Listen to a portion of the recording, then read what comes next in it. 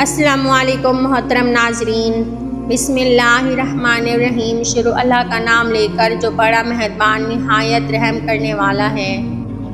عورت کے محرم رشتے اگر اسے پیار اور عزت دیں تو کبھی غیر محرم کی محبت میں گمراہ نہیں ہوتی۔ عورت کی عزت کرو کیونکہ قرآن نے خود عورت کو اپنی پسند ناپسند ظاہر کرنے کا پورا حق دیا ہے۔ یہ سچ ہے کہ عورت میں درد سہنے کی عادت ہے، مگر اس کا یہ مطلب بھی نہیں کہ وہ درد دیے جانے ہی کی مستحق ہے۔ عورت کسی کام میں ماہر ہو یا نہ ہو، لیکن اندھا اعتماد کرنے میں بے حد ماہر ہوتی ہے۔ عورت تب برباد ہونا شروع ہوتی ہے جب اس کے حسن کی تعریف ایک غیر مرد کر رہا ہوتا ہے۔ اللہ تعالیٰ نے عورت کو مرد کی پیشانی سے نہیں بنایا کہ وہ مرد پر حکمرانی کرے، نہ اس کے پاؤں سے پیدا کیا کہ وہ اس کی غلامی کرے، بلکہ اس کی پسلیوں سے پیدا کیا کہ وہ اس کے دل کے قریب ہو۔ دنیا میں عورت کو سب سے زیادہ عزت قرآن نے دی ہے۔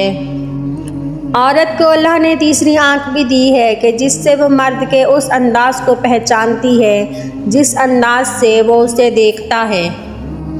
دوپٹہ لڑکی کی شخصیت کو چار چاند لگا دیتا ہے۔ زلفیں چاہے کتنی ہی حسین کیوں نہ ہوں، لیکن جو تعظیم سر پر دوپٹہ کروا سکتا ہے، حسین زلفیں نہیں کروا سکتی۔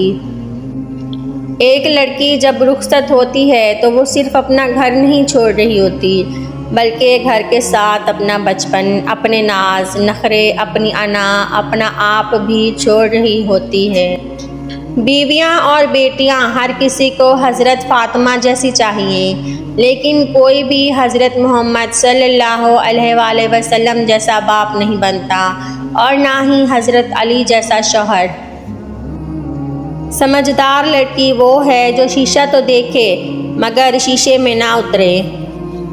عورتیں اپنا فیصلہ خود نہیں لے سکتیں، عورتیں اپنے لیے پسند کا ماحول نہیں بنا سکتیں، عورتیں خود کو بے گناہ ثابت نہیں کر سکتیں سوائے اللہ پر معاملہ چھوڑنے کے۔ میری یہ ویڈیو کیسی لگی کمنٹ باکس میں ضرور بتائیے گا۔ ملتے ہیں آپ سے اگلی ویڈیو میں، تب تک کے لیے اللہ حافظ۔